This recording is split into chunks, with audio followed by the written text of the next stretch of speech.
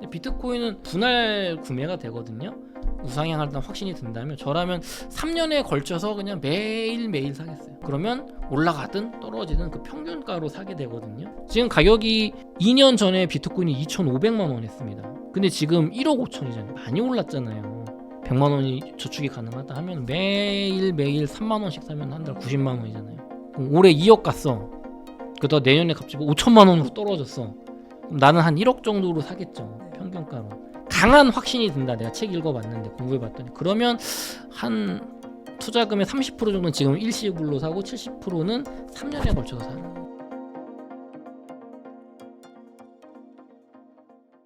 안녕하세요. 오늘 인터뷰 진행을 맡은 김혜연입니다. 오늘은 남덕현 이사님 모시고 부동산 시장 흐름과 그리고 비트코인에 대해 이야기 나눠볼 텐데요. 이사님 안녕하세요. 안녕하세요. 네, 이사님 처음 뵙는 분도 계실 것 같은데 간단하게 소개 부탁드립니다. 네, 저는 거인의 정원 출판사의 마케팅 이사를 하고 있는 책 내는 출판사의 이사를 하고 있는 남덕현이라고 하고요. 8년차 부동산 투자자 그리고 2년차 비트코인 투자자이기도 합니다. 그리고 앞으로 3년 부동산에 미쳐라 라는 부동산 책을 낸 저자이기도 합니다. 네, 이사님 최근 부동산 시장이 갈수록 더 혼란스러워지고 있는 것 같아요.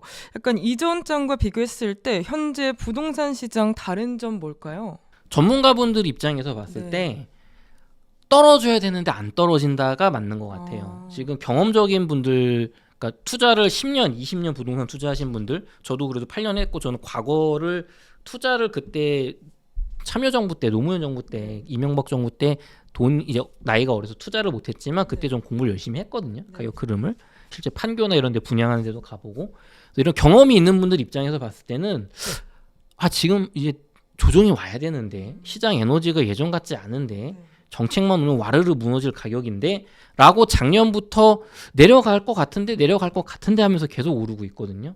그래서 지금 분기점이에요. 비트코인도 사이클을 따라간다가 대세였다가 요즘은 이제 사이클 깨졌고 결국엔 유동성 따라가는 거 아니냐, 이제 금융화됐다, 이게 조금 더 대세거든요. 부동산도 마찬가지로 단순히 수요 공급 그다음에 어떤 정책으로만 가는 게 아니고 결국에는 전 세계에서 풀리는 유동성, 이 돈에 따라서 결국엔 가는 거 아니냐. 그리고 과거에는 뭐 강남 아파트들도 완전 최상류층만 봤던 게 아닌데 이제는 뭐랄까요, 성북동의 그런 재벌들 사는 주택처럼 그냥 어나더 레벨, 여기는 흐름에 맞지 않는 미국의 베버리 힐스 같은 곳, 거기는 가격 안 떨어져요. 잘 연예인들 돈 잘 벌잖아요. 특권 계층화가 넓어지고 있다. 이렇게 좀 볼 수 있을. 그래서 오르는 것만 오른다. 근데 이 투자자들은 경험적으로 절대 그렇지 않을 거고 이게 결국엔 일정 수준까지 번져 나갈 건데 그게 범위가 언제냐. 그리고 조금 더 하락을 보시는 분들은 그렇게 번져 대세 상승장 오기 전에 한번 조정 오고 올 거야. 정부가 가만히 있지 않을 거야. 수순적으로. 요게 지금 충돌하고 있는 상황이다. 그럼 약간 투자자 입장에서 지금 부동산 수도권에서 약간 주목할 수 있는 지역 같은 게 있을까요? 네, 제가 그 고민하실 분들을 위해서 큰 얘기 말고 그럼 구체적으로 한 1억에서 한 2억 정도 사이 자금이 있는데 내 집 마련 어디 해야 되냐, 지금 불안하다 이런 분들 많잖아요. 그런 분들을 위해서 제가 오늘 지역을 좀 말씀을 드릴게요. 그리고 그 전에 제가 요거 화면 잠깐 보실까요? 제가 그래도 괜찮게 맞춥니다. 100% 잘 맞추는 건 아닌데 그래도 어느 정도 맞추거든요.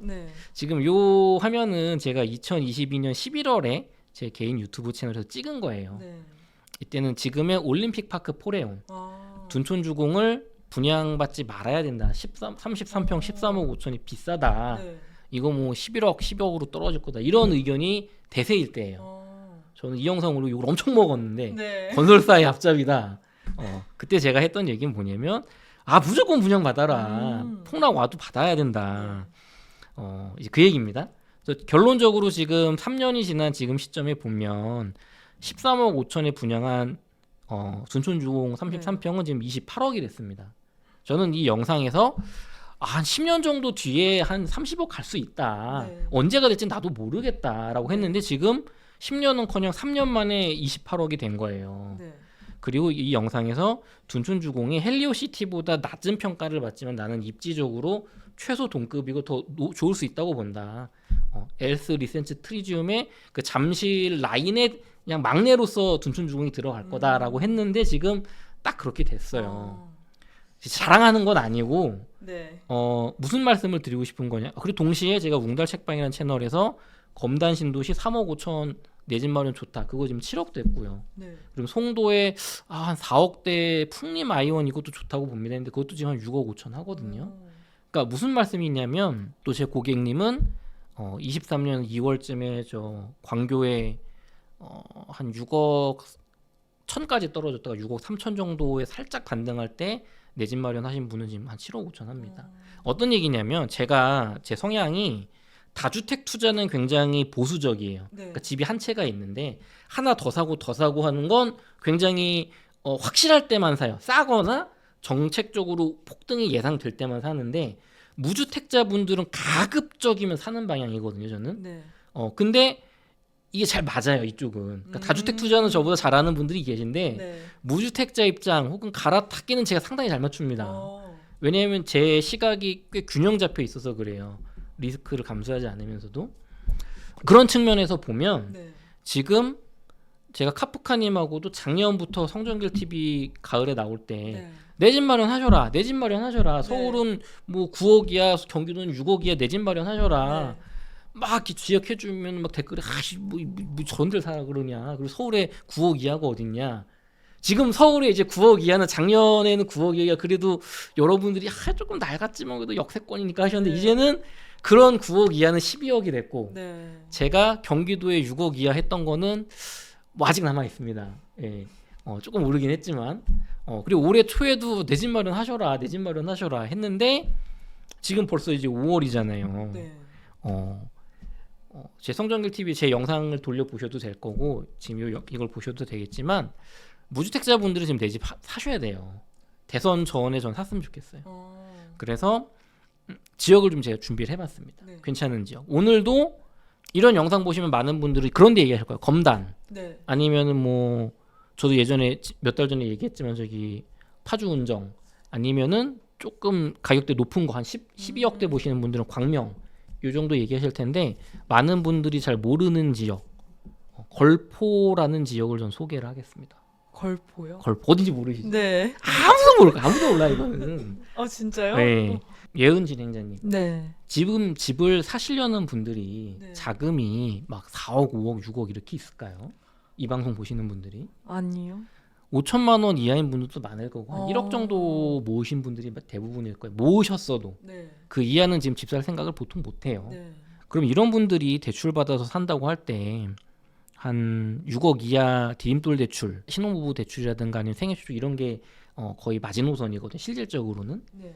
그러면 방송 많이 봐서 아시잖아요. 제 책에도 나와 있지만 수도권에 사야 되고 지하철역 근처에 사야 되고 대단지에 초품화 사야 되고 뭐 이런 거 조건들 대충 알잖아요. 네. 살기 좋은 곳들, 뭐 강남 가까우면 좋다. 제가 지금 여기 필터링을 해봤어요. 6억 미만이고 500세대 이상이고 입주 5년 이내 준신축 혹은 신축 네. 아파트들 없어요. 서울에 안 나와요. 없어요. 서울 외곽에도 없습니다. 여기 있네 여기 9평짜리 평수가 9평짜리 외대역 앞에 구평. 이문 파크자이 지금 평수가 평형이 제가 빠져네요. 죄송해요. 20에서 30평대 볼까요? 20에서 30평대 방 3개짜리 보면 없어요. 지금 없어요. 안 나와요. 어디 가면 있냐면 미사에 가도 없고 미사에서 길 건너서 덕소 이런 데 가야 있어요. 이것도 분양가예요. 이것도 없습니다. 지금 서울에 이런 아파트 없어요. 그런데 이런 조건에 서울에서 지금 맞추려면 최소 12억이고 12억 구간도 강북 서울 외곽을 가야 되는데 저는 그런 아파트 말고 지금 걸포를 보셨으면 좋겠어요. 여기가 서울이면 이쪽이 강서구 김포공항이고 여기서 조금 더 서쪽으로 가시면 김포가 나옵니다. 네. 많은 분들이 김포 신도시 아파트 사면 망한다. 엄청 멀다. 네. 골드라인 그냥 막 그냥 그거 타고 어떻게 출퇴근하냐 네. 하시잖아요. 맞아요. 김포 신도시는 사면 안 돼요. 거기는 김포에 적을 두신 분들 네. 서울 출퇴근하는 분들이 아니고 김포에 일산에 사시는 분들이 네. 사시는 거고 다만 걸포 북변역은 다릅니다. 얘기가. 여기는 지금 가격적으로 매력적이에요. 보세요. 여기가 서울의 김포공항인데 여기서 개화역에서 서쪽으로 조금씩 가보세요. 이게 골드라인이라는 경전철이거든요. 네. 고촌역 여기가 제일 가까워요. 근데 여기도 지금 요 가격대 없죠. 20에서 40평에 6억 미만이고 500세대 이상이고 입주 5년 이내 안 나오죠. 네. 여기서 더 서쪽으로 가면 풍무역이에요. 풍무역 가면 이쪽 밑에 여기가 검단신도시입니다. 인천. 이쪽에 좀 나오죠. 근데 여기 말고 인천 말고 걸포 북변역이라고 있습니다. 네. 김포공항역에서 하나, 둘, 셋, 넷, 다섯 정거장 가면 있어요. 그러면 여기에 보면 한강 수자인 오브센트라는 아파트가 있거든요. 여기가 지금 좋아요. 왜요? 왜냐하면 너무 싸요. 너무 싸. 피가 지금 분양가에서 한 1,000만 원? 아니면 무피도 있어요. 근데 여기를 왜 사람들이 싫어하냐면 잘 모르냐면 네. 여기 주변이 허허 벌판 논밭입니다. 네. 보면은 이게 논이에요. 논. 얘가 논. 여기도 논. 그리고 여기는 역 주변에 가면은 막 주변에 막 상가 이런 거 없고 별로 없고 네. 여기 위에만 아파트 조금 있고 여기 밑에는 오래된 빌라랑 아파트만 있어요. 아. 그래서 가보면 여기는 안 될 것 같은데 안 오를 것 같은데 딱 그런 느낌이 들거든요. 네. 근데 제가 여기를 왜 좋아하냐면 여기는 지금 이 방송을 보시는 분들이 이해하기가 쉬워요. 제가 설명했을 때. 왜냐면 성공 모델이 과거에 있었거든요. 아 그래요? 네, 그러니까 이렇게 허허벌판인데 여기가 이렇게 해서 좋아질 것 같아요라고 하면 안 믿어요. 그냥 가보면 그쵸. 이상하거든요. 근데 사람을 설득하기 가장 좋은 게 뭘까요, 진행자님? 바로 옆에 아파트가 문재인 정부 때 얼마나 올랐는지 봐봐. 요거거든요. 네. 그러면 설명이 돼요. 보세요. 여기가 제가 2019년에서 20년쯤에 방문했을 때 한 18년, 19년에 방문했던 것 같은데 여기가 다 빌라였어요. 네. 그때는 재개발 북변 2구역, 3구역, 4구역 이렇게 있거든요. 재개발하는 빌라였고 그때 프리미엄도 많이 붙어 있었습니다. 그때는 오스타 파라곤이라고 여기에 박근혜 정부, 이명박 정부 때는 요 오스타 파라곤 이게 제가 이 필터를 선택을 해제해 볼게요. 2010년도쯤에 요 오스타 파라곤 아파트가 여기서 돈을 좀 벌었어요. 이 아파트가 이게 왜 안 나오지? 전체 기간. 보시면 여기가 2009년에 막 3억 5천 이렇게 분양했거든요. 그래서 입주한 게 이 3억 7천 막 이러다가 이게 보시면 막 3억 5천으로 이렇게 쭉 가다가 여기 투자하면 망했어 하다가 10년 뒤에 갑자기 2020년도에 5억 8천으로 올랐다가 7억 3천까지 갑니다. 그러니까 되게 오래 걸렸죠. 한 10년 걸렸죠. 그러니까 여기는 걸포 북변은 어떤 지역이냐면 네. 상승장의 끝물에 오르는 지역이에요. 상승장의 끝물. 네. 왜냐하면 진행자님이 들어본 적도 없는 동네고 딱 봐도 주변에 논밭이잖아요. 네. 그런데 얘는 10년 걸렸지만 한강 메트로제이라고 하는 이 아파트는 조금 더 빨리 올랐어요.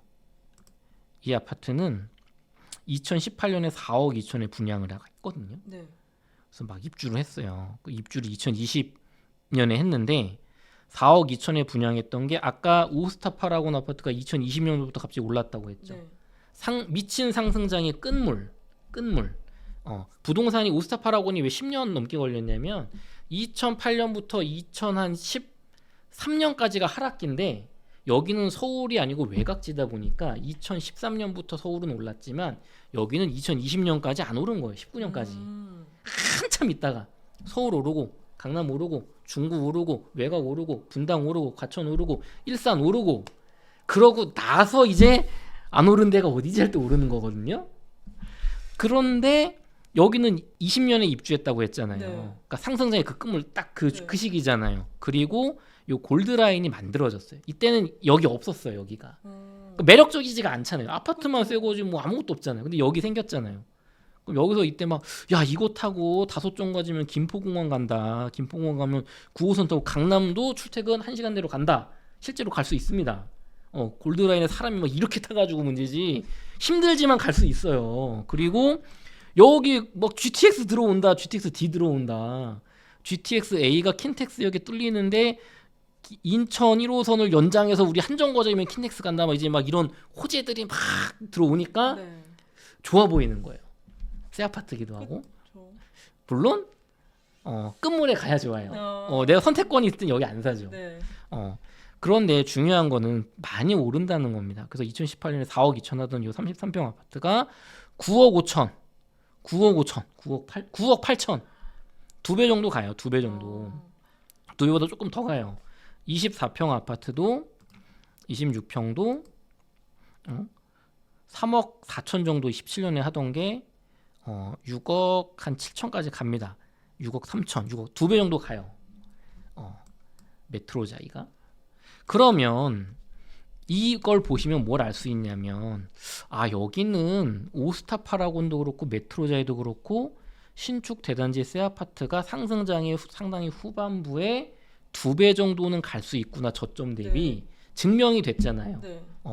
그런데 이 한강 수자인 오브젝트 아파트가 여기보다 입지가 낮습니다. 여기는 사실 아파트랑 공원밖에 없어요. 구도심이 아니에요. 이쪽 요 왼쪽 요 걸포 부분 요 밑에가 오래된 빌라랑 아파트가 있는 지역이거든요. 네. 조금 더 해도 뭐가 있어요. 그리고 여기 사시는 분들은 서울 출퇴근하려는 사람들이거든요. 네. 내가 서울 출퇴근 안 할 거면 김포 한강 신도시 가면 더 서쪽 끝에 여기 가면 더 싸단 말이에요. 네. 근데 여기는 서울 출퇴근을 하려는, 정확히 말하면 강남 가고 싶은 분들이에요. 그런데 새 아파트 살고 싶은 분들, 여기가 바로 초역세권입니다. 여기는 한강 수자이는. 메트로자이 2단지는 멀어요. 여기는 벌써 이렇게 가면 여기까지 걷는데 11분, 집에서 나와서 5분은 15분, 네. 기다리는데 5분. 네. 하지만 수자인 오브젝트는 바로 코앞에 있다. 코앞에 있다. 그리고 여기에 공원을 가운데 끼고 있고요. 더 중요한 건 이게 아파트가 28년 완공이라는 겁니다. 이게 왜 좋은지 모르시겠죠, 진행자님? 네. 지금 완공된 게 아니에요. 28년 완공돼요. 28년 되면 이제 끝물이어서요? 끝물이 아니라 그때가 한창 뜨거울 때. 아직도 더 남았어요. 여기는 뭐 한 30년, 31년 돼야 되지 않을까요? 본격 상승장이 오려면. 네. 근데 지금 이게 새 아파트면 지금 만약에 완공돼서 25년에 그럼 2030년에 오른다고 칩시다. 여기가. 그럼 5년 더 지난 아파트죠. 네. 근데 28년에 완공되면 아직 2년차 새삥이잖아요. 네. 그러니까 이런 지역은 뒤에 지어질수록 좋아요. 입지는 여기는 이제 오스타파라고는 2010년시니까 2030년 20년 됐잖아. 한강 메트로자이는 2020년도에 지었는데 30년 되면 10년 차 됐잖아요. 네. 근데 여기는 2년밖에 안 됐어. 근데 여기 더 가까워. 네. 그러면 당연히 걸포북변에서 이쪽을 사람들이 집중해서 볼 수밖에 없어요. 여기 뒤에 뭐 2구역, 3구역 뭐 아파트 짓고 있거든요. 네. 여긴 벌써 멀죠, 거리가. 네. 거리가 멀어요, 여기까지. 그러니까 대장이 한강 수자인 오브센트로 바뀔 지역이에요. 그리고 여기는 3,000세대가 넘습니다. 그리고 중요한 건 가격이에요, 가격. 지금 가격이 되게 싸요, 되게 싸. 가격이 여기 가시면 여기 분양가가 4억 8천 정도 되는데, 네. 자 여기 보시면 25평 기준으로 지금 실거래가를 보시면 5억 4천, 뭐 5억 3,200, 뭐 4억 5천, 4억 5억 5천, 5억 3천 막 이렇게 들어가 있잖아요. 네. 이게 뭐냐면 뭐 가격이 뭐 어렵긴 한데 지금 4억 천에 나와 있는 것도 있어요. 그런데 여기 가시면 한 4억 한 5천 정도에서 5억 사이 정도가 실질적으로 내가 매수하는 가격이라고 보시면 될 거예요. 실제로 가보시면 이제 중층 정도 기준으로 여기 분양가가 24평에 4억 2천에 했는데 프리미엄이 뭐 1,200만 원이 막 붙는다 이거예요. 그러니까 내가 분양가보다 1,200을 더 주고 사면 4억 한 5천 정도 되겠죠. 4억 5천 정도 될 텐데 뭐 분양 옵션이 붙고 뭐 자질구레하게 붙어서 4억 5천에서 한 4억 8천 정도가 될 겁니다. 실질적으로 매수하는 가격은. 근데 여기 제가 하나 띄워볼게요. 보세요. 여기 제가 하나를 봤습니다. 지금 매매가가 4억 8천이에요. 이게 프리미엄 1,900만 원이랑 요 분양 옵션, 확장 옵션 막 이런 거 있어요. 그런 거 분양가 합쳐가지고 총액이 4억 8천에 파는 겁니다. 라고 하는 건데 이런 재개발 물건은 어떻게 되는 거냐면 여기 잘 설명이 되어 있는데 분양가가 4억 3천이고 발코니 옵션 확장이 1,300이고 에어컨 옵션 뭐 이런 게 해서 1,700 뭐 프리미엄 뭐 2,000에서 결국은 4억 8,300에 사는 겁니다. 이게 총액이에요. 네. 근데 지금 내가 얼마 내야 되냐? 지금 네. 지금 당장 6,800만 원. 계약금 10% 4,300 내야 돼요. 발코니 확장비에 20%, 옵션에 20% 그리고 프리미엄 해서 이 정도를 내야 돼요. 이게 지금 3년 뒤에 완공된다고 네. 했죠. 일단 계약금 10% 내고 뭐 옵션비 10% 내고 나머지 중도금은 뭐 2년에 걸쳐서 뭐 40% 내고 잔금 40% 이런 식인 거예요. 근데 이거는 중도금 대출, 이주비 대출, 잔금 대출이 다 나와요. 네. 그러니까 내가 내 돈 지금 한 7천만 원 있으면 세금 낼 거 내고 복비 내고 살 수 있어요. 그리고 다달이 뭐 한 6개월마다 뭐 3천만 원, 4천만 원 내세요 하는 네. 중도금은 대출로 할 수 있어요. 잔금도 대출로 치를 수 있어요. 네. 나중에 들어가서 살면 돼요. 3년 네. 뒤에. 그러니까 6천만 원이면 살 수 있는 거예요. 6, 어. 7천이면 24평을. 근데 이게 다른 지역은 분양가가 서울 같으면 지금 여기 프리미엄이 막 5억씩 붙어 있는 거예요. 네. 그러니까 막 5억 6천 내야 돼 지금. 여긴 6천으로 갈 수 있어요. 그러면 여기 사시고 네. 중도금 잔금은 내가 월급 받는 걸로 이자만 낼 수 있으면 되잖아요. 네. 대출 받으면 돼요. 중도금 대출. 나중에 3년 뒤에 완공될 때 집값의 80%까지 잔금 대출 나올 거거든요. 그걸로 들어가서 실거주 하시면 됩니다. 그러니까 1억 이하로 살 수 있어요 지금 7천만 원으로. 네. 그럼 여기가 왜 싸냐? 왜 싸냐? 논밭밖에 없어서. 주변이 가보면 야 이게 별론 것 같단 말이에요. 별론 것 같단 말이에요. 네. 그럼 여기가 어떤 식으로 올라갈 거냐면 2030년쯤 네. 32년 사이에 어떤 식으로 가격이 올라갈 거냐면 이제 서울의 강서구까지 올랐어요. 강서구까지. 네. 지금 여기 가볼게요. 방화역. 마곡의 신축은 비싼데 방화 5단지 이런 아파트 보시면 이런 아파트에 20평대 이런 거 보시면 2018년에 3억 정도 하잖아요. 3억 3천. 그런 아파트가 2021년 끝물에 가면 7억 9천, 8억까지 오른단 말이에요. 2배, 2.5배. 아까 말씀드렸죠. 뒤에 오른다고 뒤에. 네. 근데 아까 오스타파라고는 걸포부편이 2020년부터 올랐잖아요. 네. 여기는 그래도 서울의 외곽이니까 2018년부터 조금씩 오릅니다. 2019년. 그러다 20년에 피날레를 찍는 거죠. 네. 그러니까 여기는 이렇게 올라요. 아까 거기는 이렇게 가다 이렇게 올라 갑자기. 강남은 2013년부터 오르고 그렇죠? 보세요. 이해되시죠? 네. 그러면은 강서구에서도 마곡같이 새 아파트고 입지가 좋은 곳은 언제부터 오를까? 엠벨리 이런 거. 엠벨리 아파트 한번 볼게요. 2014년에 완공된 거.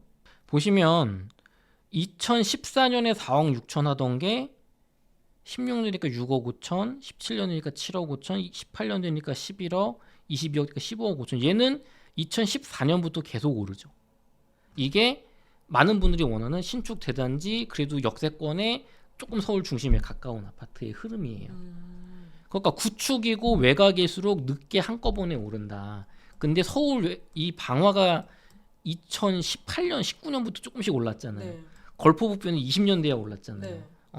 그러니까 얘가 언제 오를지는 알겠죠. 여기 방화가 불이 붙어야 돼요. 이제 이런 네. 외곽까지. 그러면 올라갈 때 어떤 재료로 올라갈 거냐. 이때는 이 골드라인 이슈였어요. 야 골드라인 이제 완공된다. 그러면 김포공항에 다섯 정거장이면 15분이면 가고 거기서 9호선 급행 타면은 30분이면 강남 가니까 1시간에 강남 출퇴근이 된다. 여의도도 된다. 5호선 타고. 그러니까 그 논리였던 거예요. 그리고 실제로 그렇게 되기도 했고 다만 힘들지 불편하죠. 차로 가면 오래 걸리고. 네. 그럼 앞으로 2030년, 32년에 여기는 어떤 논리로 올라갈 거냐면 이제 서울 외곽 다 올랐어. 검단도 막 올랐어요. 지금 인천 검단도 막 7, 8억 해요. 이 상황에서 일산은 구축이라서 가기 싫고 근데 일산도 올랐을 때예요. 네. 그때 김포를 봤더니 요 김포 한강신도시 너무 멀어. 여기 너무 멀어. 구례역 너무 멀어. 여기 신도시 여긴 더 신도시고 뭔가 이렇게 아파트들이 많잖아요. 네. 여기 살기는 좋은데 너무 멀어 서울 출퇴근하기. 그때 보다 보니까 고촌 풍무는 비쌀 겁니다. 더 가격이 서울에 가까우니까. 그래서 또 여긴 또 신축이 아니에요. 보다 보니까 여기에 딱 걸리게 되어 있어요. 그래도 다섯 정거장인데 신축 대단지 새 아파트 가격이 그래도 싸네. 근데 여기는 호재가 뭐가 있지 딱 봤더니 일단 역사성. 주변에 과거를 보니까 한 2배 정도 급등하는 역사가 있다. 제가 아까 설명드렸죠. 네. 그럼 두 번째, 앞으로 올 때 뭔가로 어떻게 팔아먹을 거냐. 네. 네이버 부동산에 가셔서 개발을 눌러보시면 여기 인천 검단 신도시라고 있죠. 밑에 걸포북변 네. 밑에 여기에 인천 1호선 검단 연장 호재가 있습니다. 네. 이게 걸포북변으로 연장 지하철이 들어올 거다. 네. 그렇게 해서 여기 킨텍스역까지 갈 거다라는 실제 착공은 안 하고 네. 예정 혹은 가능성으로 굉장히 가격이 많이 오를 거예요. 킨텍스역 인천 1호선 연장. 킨텍스역 검토가 되고 있다. 이게 요즘 뉴스들이 막 있는데 네. 2029년에 착공해서 2035년에 개통 예정이래요. 네. 이렇게 안 될 겁니다. 절대 안 됩니다. 2040년이나 되면 다행인 건데 착공을 할지 안 할지도 몰라요. 네. 다만 지금은 이게 하나도 이슈가 안 되지만 상승장 때는 이것 때문에 올라가거든요. 보시면 지금 우리가 봤던 걸포북변은 여기에요. 여기 걸포북변 나오죠. 네. 여기 005번. 근데 여기 검단 신도시를 통해서 하여튼 중요한 건 여기 밑에는 중요한 게 아니고 여기서 킨텍스역까지 연장할 거예요. 그러면 걸포북변에서 5정거장이면은 9호선 급행이 있는 김포공항역을 간다 그랬죠. 근데 여기서 하나 둘 셋 4정거장 가면 GTX-A가 이미 뚫려 있는 킨텍스역을 갈 수 있어요. 그러면 나는 여기서 김포공항 가서 급행 타고 강남 갈 수도 있고 여의도 갈 수도 있고 4정거장 킨텍스 가서 여기서 GTX-A 타면 서울역 금방이거든요. 한 15분이면 서울역 가요. 킨텍스역에서. 그러니까 여기서 나는 골드라인이든 2호선 연장을 타든 그리고 GTX-A는 삼성역까지도 갑니다. 9호선은 삼성역을 안 가요. 2호선을. 네. 근데 얘는 A 타면 삼성역 2호선까지 가는 거예요. 그러니까 커버가 커져요. 1시간 내로 여의도, 서울역, 강남 다 출퇴근이 가능하다. GTX-A 타면 판교까지도 갈 수 있습니다. 1시간 내로. 근데 그게 지하철로 갈 수 있다는 거예요. 물론 얘는 언제 뚫릴지 모르죠. 하지만 보이잖아요. 그러니까 여기가 지금 가성비가 좋다. 새 아파트다. 대단지다. 네. 그리고 골드라인은 이미 있잖아요. 그렇죠. A도 이미 있고. 네. 야, GTX-A가 삼성역 뚫리니까 파주운전 가격 오르는 거 봤지? 우리도 뚫릴 거야. 삼성역 가게 된다고. 지금도 좋은데 더 좋아진다. 그리고 여기 무슨 일산에 무슨 뭐 일자리 생기나 이상한 걸로 팔아먹을 겁니다. 그러니까 요게 하나가 있고 두 번째는 서울 수도권 5호선 연장 계획이 있습니다. 김포를 통해서 검단 신도시로 연장하자. 방화역이 끝인데 2031년까지 개통을 하겠다. 6년 남았어요. 네. 근데 착공은 언제 할지 미정이에요. 이 시기에 절대 안 되는 얘기입니다. 네. 착공을 할지 안 할지 모릅니다. 할 수도 있고 안 할 수도 있어요. 지금은 이런 건 전혀 효과가 없는데 네. 상승장의 끝물에는 이런 게 효과가 엄청 난 거예요. 된다. 뭐 예타 통과했다. 뭐 여기 막 선거할 때 막 다들 통과시키고 난리를 칠 거거든요. 그러면 지금은 예비 타당성 조사인데 중요한 건 이거죠. 여기가 지금 방화역이에요. 이게 골드라인입니다. 지금 있는 거. 네. 여기가 걸포북변역이에요. 지금 여기가 이게 S08이. 근데 5호선을 여기 방화에서 이렇게 연장을 해가지고 하나, 둘, 셋, 넷, 다섯, 여섯, 여기가 검단 신도시죠. 7, 8개 지나서 걸포북변까지 연장을 할 거예요. 그러면 5호선 타고 쭉 타고 한 번에 여의도까지 갈 수 있다. 그리고 인천 쪽으로도 출퇴근이 가능하다. 이게 5호선이 걸포북변 입장에서는 막 되게 좋은 건 아니거든요. 왜냐면 이미 골드라인이 있고 위에 인천 2호선 되면은 GTX 타러 갈 수 있으니까. 네. 하지만 검단을 간다는 게 굉장히 중요합니다. 5호선으로. 보세요. 하나, 둘, 셋, 4정거장이면 인천 검단 신도시 갈 수 있죠. 네. 이게 어떻게 연결되냐면 GTX-D랑 연결이 되는 거예요. 이제. 요 방송 보시는 분들 지난 문재인 정부 때 끝물에 GTX의 엄청난 위력을 보셨을 건데 그치 GTX 뭐 G까지 나왔거든요. 근데 GTX-D는 가능성이 없는 게 아니에요. 가능성이 있습니다. 네. 오래 걸리겠지만 가능성이 있어요. 뭐 H까지 나왔다고 해요. 이 뒤는 볼 필요가 없고 D까지는 가능성이 있습니다. 왜냐하면 GTX D는 실제로 가능성이 있는 게 이 검단 신도시, 계양 대장 신도시, 청라 신도시 이 신도시들이 만들어진단 말이에요. 부천에도 만들고 네. 광명 시흥에도 생기고 이 사람들은 서울 출퇴근 수요를 만들어줘야 돼요. 교통수단을 다 기존의 지하철이나 자동차로 안 돼요. 그러니까 이거는 가능성이 있어요. 다만 시간이 오래 걸릴 거거든요. 그런데 이 D 노선의 중요한 건 강남과 삼성, 잠실을 간다는 겁니다. 노선이 굉장히 좋아요. 이거 타면은 검단에서 30분이면 강남 가거든요. 그러니까 검단, 청라 이쪽 분들이 이거 제발 통과시켜달라. 이게 집값의 핵심이에요. 그런데 우리는 아까 여기 김포 걸픈 여기에 있잖아요. 네.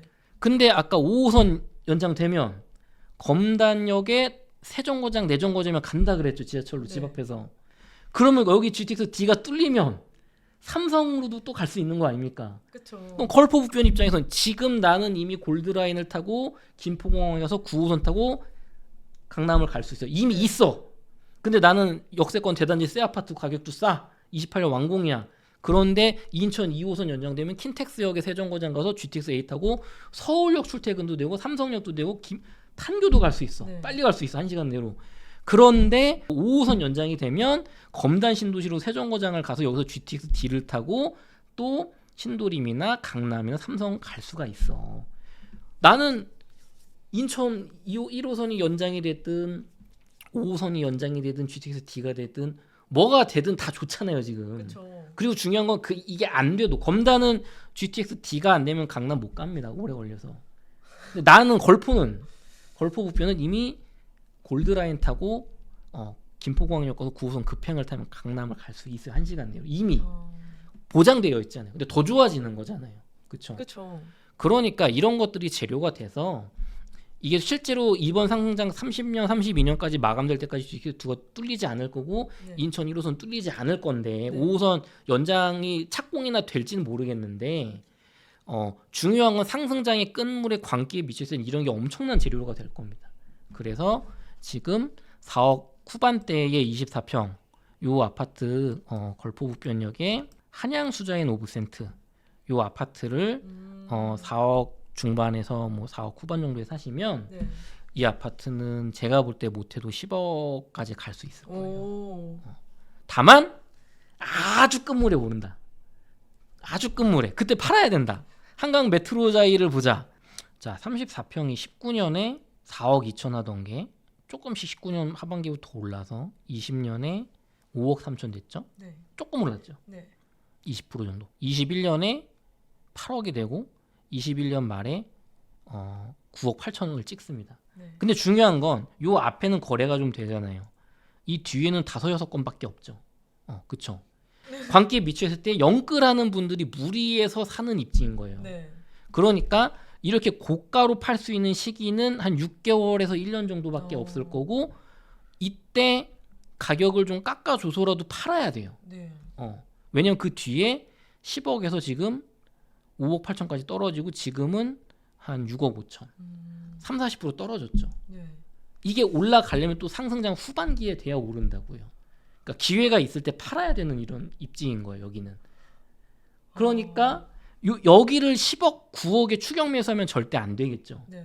근데 상승장의 후반된 사람들이 아까 말씀드린 그런 호재에 눈이 멀어서 사게 됩니다. 강남은 이렇게 안 떨어져요. 네. 금방 회복해요. 네. 그러니까 요 걸포북변의 한양수자인 오브센트를 여러분이 잘 사셨으면 저런 시기가 왔을 때 팔아야 된다. 바로 팔고 나와야겠네요. 팔고 현금을 가지고 있다가 뭐 한 2-3년 내로 저렇게 폭락해서 다시 사도 되죠. 아니면 뭐 서울로 들어가셔도 되고. 그러니까 그런 입지인 거예요. 그래서 요거를 잊지 마시고 그럼 여기가 4억 5천, 4억 8천 뭐 비싼 거 아니에요. 이런 분들은 지금 검단을 가보셔라. 인천. 지금 지하철역 아무것도 없는 검단을 가보시면 네. 여기 인천 1호선 연장 공사하고 있거든요. 네. 여기는 신도시니까 더 크기도 크고 좋죠. 여기를 제가 막 3억 5천일 때 좋다고 막 안내해드렸던 그런 아파트들이 지금 이렇게 올라 있어요. 이때 여기 막 4억 5천 하던 게 지금 7억 한단 말이에요. 6억 8천. 여기도 보면 지금 4억 5천 하던 29평 아파트가 지금 6억 3천 해요. 6억 5천. 네. 비싸잖아요. 네. 여기는 1억 가지고 영끌 하려면 막 그리고 완공됐으니까 5억씩 대출 받아야 돼요. 그리고 여기가 많이 올라가면 몇 년 걸릴 텐데 네. 낡은 아파트가 되잖아요. 네. 그러니까 인천 생활권인 분들은 검단 괜찮다. 근데 서울 출퇴근 고려하시는 분들은 걸포북변을 생각해 보셔라. 여기 가보시면은 참 실망하실 텐데 제가 여기 갔었던 한 6, 7년 전보다는 지금 많이 좋아져 있어요. 그땐 여기도 빌라들이었고 막 정말 그랬거든요, 많이. 요걸로 설명이 부족하신 분들은 의정부를 보세요. 의정부에 의정부 하면 떠오르는 게 뭐세요, 진행자님은? 떠오르는 거. 말 못하죠. 부대찌개. 의정부 부대찌개. 의정부는 되게 이렇게 투자 측면으로 인식이 좋은 곳은 아닌데 네. 되게 멀잖아요. 네. 여기가 도봉산이죠. 네. 서울의 끝. 상계동, 중계동보다 위에 가시면 의정부역에 가시면 의정부역에서도 걸어서 10분 정도 가면 있는 의정부역 센트럴 자이 위브 앤 캐슬이라는 데가 있습니다. 여기 위에는 엄청나게 낡은 재개발 지역이고요. 네. 언제 될지 몰라요. 여기서 멀어요. 굉장히 멀어요. 네. 근데 이게 22년에 완공됐거든요. 제가 여기 한 21년 전 갔던 것 같은데 아파트가 20년에 5억 2천에 분양했거든요. 보시면 이 아파트가 20년에 아까 20년에 걸포북변 막 오르고 있었죠. 네. 끝물에. 여기 의정부는 21년 돼서야 올라요. 걸포북변이 여기 의정부보다 나아 보이는 거야. 왜냐면 거긴 골드라인이 있거든요. 그래서 의정부는 20년도부터 막 올라서 6억 1천에 거래되던 게 6억 9천이 됐다가 쭉쭉쭉 올라가지고 9억 2천까지 갑니다. 이게 분양가는 더 싸거든요. 근데 얘는 지금 아주 많이 떨어지진 않았어요. 7억 7천 하거든요. 여기 의정부도 GTX C 이슈가 있어가지고 C 뚫리면 우리 뭐 강남 금방 간다 이제 그것 때문에 오르는 거예요. 네. 여러분이 가보시면 의정부보다는 걸포북변이 서울 출퇴근하기 훨씬 낫습니다. 지금. 여기는 1호선 타고 한참 내려와야 되잖아요. 한참. 한참 내려와야 되잖아요. 걸포북변이 괜찮아요. 그리고 더 새 아파트. 여긴 주변도 빌라들이 많이 있고. 그래서 이런 측면으로 보시면 걸포북변의 한양 수자인 뭐 윗센이었나요? 제가 거기 회사에서 뭐 돈 받고 하는 거 아닙니다. 아무런 이해관계가 없어요. 지금 서울 수도권 내 집 마련해야 되겠다. 한 5천에서 한 1억 있다. 한 3천 있어도 괜찮아요. 한 3, 4천 정도 신용대출 받아서 일단 지금 6, 7천이면 되니까 치르고서 나머지 중도금 대출 받으면 되거든요. 그래서 내 집 마련 하시면 서울 출퇴근 가능하면서도 새 아파트 대단지 3천 세대의 역세권이고 괜찮다 저기. 괜찮다. 돈 좀 버실 거다. 이렇게 말씀드릴게요. 네, 이사님 최근 부동산 시장 분위기 어떤 것 같아요? 요 질문을 제가 많이 받는데 네. 조금 혼란스러워 하시는 부분이 뭐냐면 지금이 상승장에 있는 상황인지 네. 하락을 했다가 이제 올라가는 상황이 이거를 먼저 파악을 정확히 해야 되거든요. 근데 지금 많은 분들이 부동산 좀 떨어졌다가 좀 올랐다가 주춤했다가 이제 다시 폭등하나 이런 정도의 인식을 갖고 계신데 네. 그게 아니고 지금 서울과 수도권은 23년 1월에 저점을 찍고 계속 상승하는 중인 거예요. 집값이 계속 올라가고 있어요. 다만 지금 많은 분들이 생각하시는 거는 올해 대선도 있고 정책적으로 좀 강하게 이제 나올 것 같으니까 이렇게 상승장 속에 조정이 좀 내려가는 게 나올 거냐 말 거냐에 대해서 고민을 하셔야지 분위기가 이제 부동산이 살아나나 이미 살아난 지 한 2년 됐어요. 살아나고 정고점을 강남은 다 넘어섰고 올라가고 있기 때문에 일단은 분위기는 전반적으로는 좋다. 분위기 좋다. 많이 오르고 있다. 다만 조금 좀 주춤하고 있다. 그리고 다만 이제 중요한 건 그건 있습니다. 그러면 상승장이니까 2017년에서 뭐 21년 사이에 그런 엄청난 불장은 아니라고 느껴지잖아요. 왜냐하면은 시장에 돈이 굉장히 작아요. 지금 에너지가. 그때는 전 지역이 서울 뭐 강남뿐만 아니라 전 지역이 막 오르는 시장이었으면 지금은 핵심지. 왜냐면 사람이 자신이 없어요. 떨어지지 않을까? 뭐 정권 바뀌면 강한 규제 나오지 않을까? 너무 비싼 거 아닌가? 하면서 한번 떨어지더라도 계속 올라갈 우상향할 좋은 지역, 새 아파트, 뭐 역세권, 대단지 그런 좋은 것만 찾다 보니까 그런 것만 올랐는데 이제 여기서 관전 포인트는 이게 서울 외곽과 경기도로 번져나갈 거냐? 이제 잠잠하던 지역들도 오를 거냐, 아니면 여기서 앞서가던 강남이나 이런 핵심지들이 한번 주춤하면서 쉬어가는 시간을 가질 거냐, 그게 지금 포인트라고 볼 수 있습니다. 그래서 결론적으로는 서울 수도권 핵심지는 좋다. 과천, 뭐 강남, 용산, 송파, 뭐 마포, 뭐 다 뜨겁습니다. 그리고 분당도 뜨겁습니다. 다만 이제 중급지 이하는 아직까지는 그렇게 많이는 뜨겁진 않다. 최근 그 지방 부동산 미분양도 심각하다고 들었는데 네. 그럼 앞으로 지방 부동산은 좀 힘든 시기를 보낼 거라고 예상하시나요? 저는 지방 부동산이 그렇게 오랫동안 어려울 것 같진 않아요, 진행자님. 네. 왜냐하면 한 2년 전에도 제가 그런 얘기 드렸는데 세종시, 뭐 대구, 부산 좀 기다리자. 인천도 인천은 이제 수도권으로 보시냐 지방으로 보시냐 차이인데 기다리자라고 말씀드렸거든요. 근데 지금 대구나 이런 뭐 부산도 그렇고 이런 지방 지역들은 가격이 많이 빠졌어요. 특히 대구, 세종 많이 빠졌거든요. 세종 최근에 조금 오르고 있지만 지방 부동산들은 지금 많은 분들이 끝났다.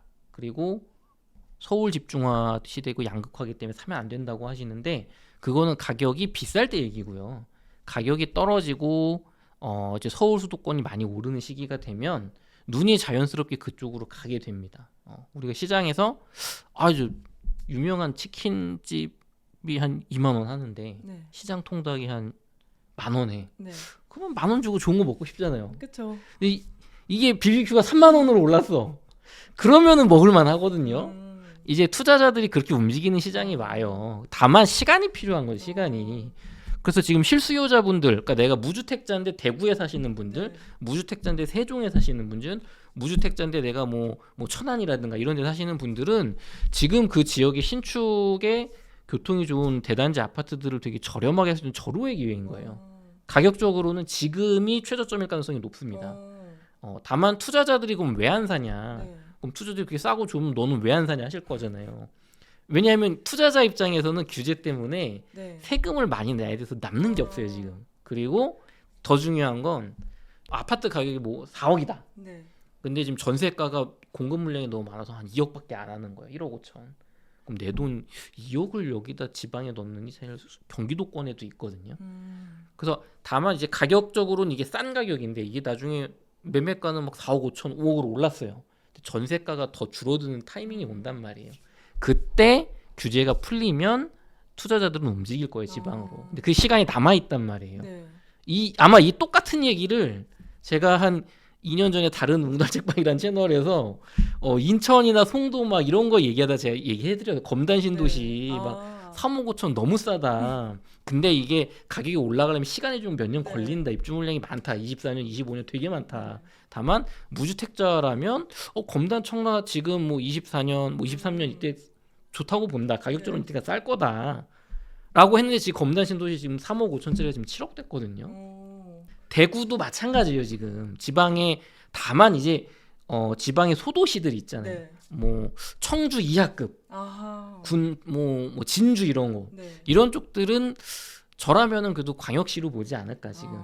요렇게 좀 말씀드릴 수 있을 것 같아요. 그럼 지방 같은 경우는 언제쯤 좋은 날이 올까요? 그 타이밍이 언제인지 참 잡기 어렵잖아요. 뭐 지역마다 다르겠지만 제가 생각할 때는 서울 수도권이 한번 쉬어가서 뭐 조정이 좀 오고 정권이 바뀌고 갈 수도 있고 쭉 올라갈 수도 있는데 그냥 러프하게 보면 저는 3년 안으로 어쩌면 한 2년 안으로 부산 정도는 먼저 움직일 수 있을 거라고 보고 그다음에 뭐 대구 같이 공급 물량 많은 것도 한 2028년 이쯤부터는 꿈틀꿈틀할 거다. 그리고 2029년 30년쯤에는 확실히 많이 올라갈 거라고 봅니다. 또 최근 정부에서 공시가 2억 원 이하 규제 완화 등 부동산 시장 활성화 대책을 막 펼치고 있잖아요. 네. 이게 과연 실효성이 있을까요? 이렇게 보시면 돼요. 정부가 이런 걸 왜 할까? 그러니까 안 팔려서 그래요. 2억 이하가 매력이 없잖아요. 이런 거는 상승장 때는 효과가 있는데 하락장 때는 효과가 없습니다. 뒤에 나오겠지만 GTX 뭐 뚫리고도 지금 파주 운정 집값 별로 안 오르잖아요.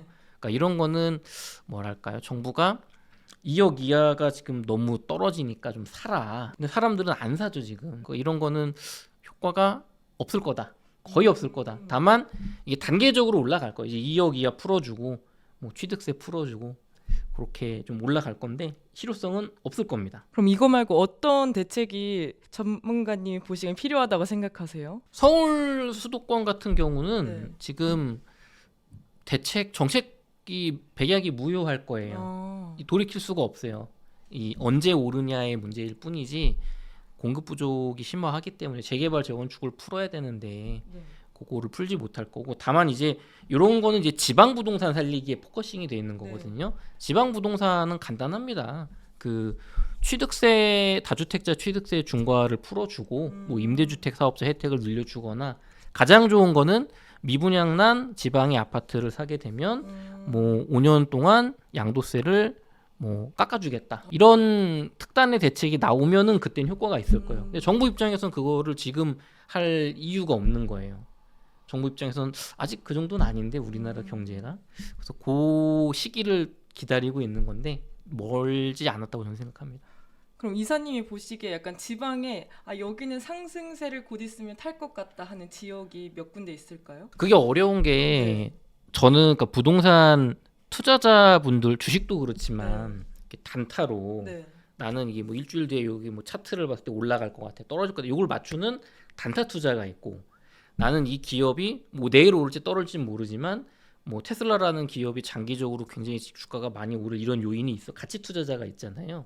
저는 그런 입지 분석, 지역 분석 전문가는 아닌 거예요. 저는 이런 거죠. 관점이 저도 그런 걸 아예 못하는 건 아닌데 예를 들면은 지금 세종시는 공급 물량이 없고 정부에서 뭐 수도 이전한다고 해서 뭐 이게 특정 동으로 타오르고 있는데 거기 말고 여기가 지금 가격 대비 싸다 이런 걸 뽑을 수가 있거든요. 근데 그런 단기적인 거를 보고 저는 투자를 권하질 않아요. 예를 들면 지금 뭐 울산이라든가 저기 전주라든가 이렇게 지방 소도시들 보면 갭 투자하기 좋고 뭐 심지어 아파트 사면 전세가가 더 높아서 2천만 원 돈 버는 그런 투자들이 있어요. 그리고 상승장 오면 거기도 돈 벌 수 있단 말이에요. 근데 이거는 위험성이 되게 커서 저는 그런 거는 이제 배제하는 투자인 거예요. 네. 그래서 지금 투자하기 지방이 어디가 좋냐라고 네. 물어보시면 다주택 투자로는 저는 별로 매력적이지가 않다. 무주택자한테는 굉장히 매력적인 곳이 많다. 부산, 울산, 대구, 세종, 뭐 아니면 뭐 천안 다 좋다. 근데 이제 지금 투자자의 질문인 거잖아요. 네. 내가 거기 실거주할 필요가 없는 사람들, 한 채 뭐 집이 이제 또 살려는 사람들, 그분들한테는 리스크가 있고 정부에서 좋은 당근 대책이 하나도 안 나왔잖아요. 아까 제가 말씀드린 거 취득세를 깎아줘라. 임대사업자한테 뭔가 혜택을 줘라. 나중에 내가 미분양 난 거 팔 때 양도소득세 한 푼도 받지 말아라. 그런 좋은 정책이 안 나왔기 때문에 고려할 필요가 없는 거죠. 이거를 감수하고서라도 투자를 들어가는 게 그런 입지 분석 전문가 혹은 지역 막 지방 다주택 투자자 전문가인 거예요. 그런 분들은 야 여기 지금 싸가지고 지금 플러스 P로 2천 벌고 한 1년 있다가 이거 세금 50% 내고 팔아도 한 2천 남는다. 경매로 이거 50% 싸게 후려쳐서 사면 지금 바로 팔아도 세금 50% 내고도 한 1,000만 원 남는다. 이게 그런 관점이거든요. 네. 저는 그걸 권하질 않아요. 하면 안 된다. 이 방송 보시는 분들 저도 그렇고 그런 거 하면은 또 못 번다. 그런 거 할 수 있는 분들이 있어요. 네. 주식이랑 똑같아요. 비트코인 뒤에 얘기하겠지만 지금 1억 5천인데 이거 뭐 다음 주에 어떻게 될 것 같습니까? 1억 7천 갈 거니까 이게 뭐 이평선이 어떻고 뭐가 나왔을까 지금 이거를 맞출 수 있는 분이 별로 없거든요. 네. 근데 그거 맞출 수 있는 분 유튜브 별로 안 해요. 그러니까 그런 거는 지방에 저는 투자자로 접근하기에는 지금 매력적인 게 별로 없다고 봅니다. 지금 이 방송 보시는 일반 대중적인 시각에서 봤을 때요. 그리고 또 최근에 계속 금리 인하 기조를 타고 있잖아요. 근데 반면에 7월부터는 3단계 DSR 규제가 시작된다고 들었는데 이게 시장에 또 어떤 영향을 끼칠까요? 심리적으로 충격이 있긴 할 텐데요. 요게 요즘 은행들에서 부동산 사장님들한테 복덕방에 이렇게 막 뭘 돌려요. 찌라시 같은 거를 문자도 보내고 DSR 3단계 돼도 생각보다 대출 많이 안 줄어듭니다. 그러니까 대출 많이 받으세요. 왜냐면 은행은 영업을 해야 되니까요. 그쵸. 연봉이 1억이면은 DSR 2단계보다 한 1,500만 원, 2천만 원 정도 대출액이 줄거든요. 네. 연봉이 5천만 원이신 분들은 1,000만 원. 생각보다 많지 않아요. 줄어드는 폭이. 다만 심리적으로는 분명히 영향이 있을 거고 7월이잖아요. 그럼 아마 대선 끝나고 이제 새로운 정부에 민주당 정부가 이기면 규제가 좀 나올 것 같고 네. 지금 국민의힘 쪽이 근데 승리 가능성이 높진 않아서 네. 규제랑 어떤 또 엄포 정책 가만두지 않겠다 이런 거랑 좀 겹쳐지면 그래도 조금 주춤하지 않을까. 그래서 제가 카프카님하고 올해 초에 인터뷰할 네. 때 많은 전문가분들이 상저하고 상반기에 집값이 좀 주춤하고 하반기에 오를 거라는 예측을 많이 하셨거든요. 네. 그때 저는 카프카님한테 뭐라 그랬냐 올해 1월 달에 나는 상고하저 혹은 상고하 중을 본다. 오히려 상반기에 대출을 풀면서 지금 대출 규제가 약해졌기 때문에 네. 좀 오르고 이거를 좀 이제 너무 많이 올라가지고 이제 여름 가을쯤에 좀 정부에서 좀 누르는 정책이 나올 것 같다고 했는데 지금까지는 가격은 그렇게 제 예측대로 왔어요. 그래서 이제 또 서울이 너무 많이 올랐기 때문에 새로운 정부에서 요 3단계 DSR하고 발 맞춰서 한번 좀 이제 규제하는 정책이 좀 나오지 않을까 그렇게 좀 보고 있습니다. 그럼 하반기에는 상반기만큼의 상승세는 못할 거라고 생각하시나요? 이건 이제 규제가 어떻게 나오느냐를 네. 봐야 되는데 기본적으로는 저는 상승장이라는 거는 깔려 있는 거예요. 네. 그게 앞으로 한 3, 4년 동안은 중간 조정이 있으면 네. 올라갈 거라고 보는데 조정이 올 수는 있다. 네. 하지만 하반기에 많은 분들이 기대하는 폭락의 네. 가능성 상당히 낮게 보고 있습니다. 이거는 우리나라 정권이 바뀌더라도 문재인 정부 시절이나 노무현 대통령 시절을 겪어보신 분은 아시겠지만 규제로 막는 건 한계가 있어요. 지금 한국은행이나 세계 미국에서 이렇게 달러를 막 찍어내고 네. 우리나라 원화를 찍어내고 이거를 막아야 되는데 네. 돈은 막 찍어내고 있단 말이에요. 경제 살려야 된다고. 금리도 낮출 예정이고. 그리고 서울 수도권에 많은 분들이 원하는 좋은 지역의 공급은 없어요. 앞으로 3년 동안. 그러니까 결과는 정해져 있는 거예요. 네. 그러니까 우리가 집값이 이렇게 올라가는 거를 자꾸 네. 뭔가 다주택자가 투자를 해서 나빠서 막 이런 식으로 가면 안 되고 많은 분들이 살기 원하는 지역에 충분한 공급이 없다. 근데 그 올라간 집값을 낼 사람들이 자꾸 만들어지고 있으면 올라가는 거거든요. 그러니까 이거를 조금 비율을 바꿔보면 저는 에르메스나 샤넬백이 그렇게 비싸야 될 이유를 모르겠어요. 네. 원가를 보면 막 50만 원 한대요. 뭐 이탈리아에서 중국 공장에서 만든대요, 중국인들이. 근데 이거 샤넬 딱 붙이면 이제 막 1,000만 원 하는 거잖아요. 아파트도 마찬가지죠. 많은 분들이 야 분양 원가가 이게 말이 되냐 공사비 맞는데 그거를 낼 돈이 있는 사람들이 그 돈을 지불하기를 원하면 그 가격이 형성되는 거예요. 아니 강남에 어떻게 50억짜리 60억짜리 아파트를 사냐. 네. 그만큼 돈을 많이 버는 소수의 계층이 생기고 있기 때문에 그런 거거든요. 네. 그럼 그 영향 때문에 나는 강남에 60억짜리 못 사지만 마포에 20억짜리 살 수 있는 사람입니다. 그런 분들은 사는 거예요. 네. 이게 안 되려면 나는 그 아파트를 사면 돈을 못 벌 것 같아. 앞으로 대한민국이 망할 것 같아. 강남도 집값이 우하향할 것 같아. 라는 확실한 시그널이 나와야 되고 인구가 감소할 거다가 아니라 감소해서 경제 GDP가 뚝뚝뚝 떨어진다. 막 2만 달러, 15,000달러. 아니면 우리나라 저기 대만하고 전쟁 나가지고 우리나라가 쑥대밭이 될 거다. 이런 확실한 시그널이 있어야 그분들이 난 연봉이 한 20억 돼요, 15억 돼요, 의사예요. 네. 근데 강남에 집을 사지 않고 난 미국으로 이민을 가야 될 거죠. 한국에 미래가 없는 것 같아요.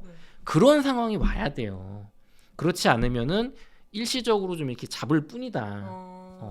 그렇게 보고 있기 때문에 저는 결국에는 집값은 우상향할 거다. 적어도 서울 수도권은. 다만 이게 진행자님이 질문해 주신 것처럼 하반기에 저는 좀 주춤할 가능성을 조금 더 봐요. 다만 폭락은 어렵다. 폭락은 어렵다. 나올 수도 있죠. 엄청나게 강한 정책이 나오고 미국의 관세 전쟁이 막 심각해질 수도 있잖아요. 우리나라의 이 정책보다는 어떻게 보면 미국하고 중국이 더 중요해요. 얘네가 잘 풀어나가냐 안 풀어나가냐. 하지만 결국에는 이 두 국가가 전쟁할 거 아닌 이상은 풀 거잖아요. 그러면은 서울 수도권의 우상향은 정해진 미래다.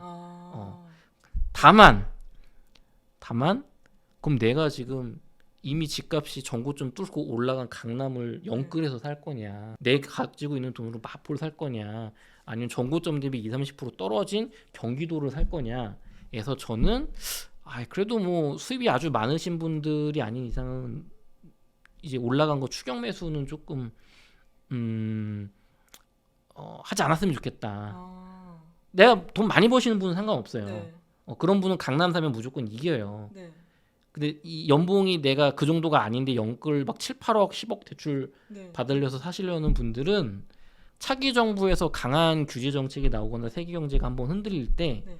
그때 못 버티고 무너질 수가 있거든요. 지금 경매 넘어가는 아파트 비율이 조금씩 올라가고 있어요. 연체율 이런 게. 이게 2, 3년 전에 영끌하셨다가 못 버티는 분들이 무너지는 거예요. 이분들은 사실 요 고비만 넘기면 큰 돈을 벌 게 거의 정해져 있거든요. 네. 내가 지금 마포에 내가 돈이 한 5억인데 그때 한 15억짜리를 네. 한 7, 8억 대출 영끌해서 샀어. 신용대출 다 하고. 네. 근데 이분들이 뭐 직장 상황이 내가 뭐 어려워졌다거나 애기 낳아서 힘들어졌다거나 아니면 뭐 너무 고금리로 빌려서 힘들어졌다거나 여러 가지 상황이 있을 텐데 지금 이런 분들이 못 버티는 분이 가끔 나와요. 네. 근데 이분들이 한 3년만 버티면 큰 돈을 벌게 거의 정해진 미래거든요. 그러니까 마찬가지예요. 지금 너무 비싼 거 욕심내지 마시고 네. 내 수준에 맞는 거 사셔도 서울 수도권 사셔도 충분히 돈 벌 수 있다. 서울 외곽구로 번질 거고 결국에는 네. 경기도로 번질 겁니다. 네.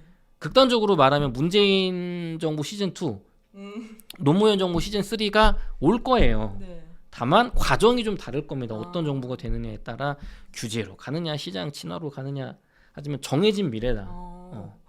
근데 6월 초에 저희가 이제 대선 하잖아요. 네. 그럼 대선 후에 이제 투자 시점으로 보는 게 나은지 아니면 지금 이제 슬슬 투자를 먼저 생각을 해 놔야 되는지. 자산가 분들은요. 네. 강남 보시는 분들은 이미 끝났어요. 아. 이미 올해 초에 끝냈습니다. 작년 말에. 작년 하반기부터 올해 초에 특히 오세훈 시장님께서 토지거래 허가제로 좀 이상한 짓을 하실 때 네. 그때 이재명 정부가 될 것 같네. 그러면은 경험해 봤지? 똘똘한 한 채로 가야지 하고 지방이나 아니면 다주택 다 정리하고 이미 똘똘한 한 채로 가고 그러니까 많이 오르는 거예요. 네. 그리고 중급지 뭐 마포, 성동구 아니면은 뭐 목동 이런 쪽 보시는 분들, 뭐 강동구까지 이런 분들은 사실 작년부터 갈아타기를 많이 하셨고 지금도 많이 하고 계시죠. 지금 생각한다고 하면 좀 고민해봐야 돼요. 아까도 말했지만 많이 가격이 올라왔기 때문에 내가 올라간 거 추격 매수해서 정부에서 센 막 보유세 1년에 막 1,500만 원씩 내라고 하고 국토보유세 이런 거 나오고 규제 정책 나와서 한 15% 정도 가격이 떨어져도 내가 충분히 이자 내면서 한 3, 4년 버틸 수 있다고 하면 갈아타시고 많이 버실 겁니다. 그 정도는 내가 소득이 아니다라고 하시면 조금 서울 외곽이나 경기도권 보시는 게 좋을 것 같아요, 제 생각에. 그럼 이제 약간 서울권은 이제 자금이 많을 때만 생각하고 그 외 지역은 이제 본인 자금이 좀 덜 할 때 생각하면 되나요? 그렇죠. 모두가 원하는 서울의 네. 핵심지는 사실 지금 9억으로도 못 사요. 네. 시청자분들 보세요. 이제 다들 아실 거예요. 2호선 라인이나 9호선이나 지하철 역세권 핵심역에 네. 뭐 강남 가깝고 뭐 저기 시청 출퇴근하고 여의도 가까운 데 사야 된다며. 근데 나 홀로는 또 안 돼. 아파트가 그래도 한 300세대는 넘어야지. 역에서 뭐 한 15분 이내는 돼야지. 그리고 신축이면 좋겠어. 그러면은 네이버 부동산 키시면 12억도 안 나와요. 24평이. 15억, 33평은 12억에 그런 조건이 안 나옵니다. 서울 외곽으로 가야 뭐 한 9억 이하. 아니 조금 더 연식이 되면 이제 6억대도 있긴 하죠. 저기 방화동이라든가 아니면은 뭐 저 북쪽이 끝이라든가. 근데 또 서울 서북 쪽은 안 돼. 동남 쪽으로 해야 돼. 막 이런 거 이제 아신단 말이에요. 그러니까 여러분 마음에 드는 그런 컨디션의 아파트는 지금 경기도에 가야 있어요. 경기도에. 서울에는 돈을 많이 줘야 돼. 최소 12억 이상. 근데 우리나라 평균 자산이 3억 정도가 안 돼요. 그 전체 연령을 봤을 때. 그럼 12억짜리도 굉장히 큰 금액을 보시는 중상층이거든요. 근데 맨날 여기 나와가지고 뭐 강남 오른다, 송파구 오른다 뭐 얘기하면 어차피 못 살 거잖아요. 지금 둔촌주공 28억짜리 어떻게 사요? 지금 5천만 원도 없는데 1억 모았는데 뒤에 나오겠지만 네. 1억으로 사기 좋은 아파트 물어보는데 네. 그러니까 의미가 없다는 거지 얘기는. 아. 공동에 20억짜리 아파트 좋죠. 돈 있으면 사세요. 돈이 없는 게 문제 아닙니까? 아, 그렇죠. 그러니까 이런 거요.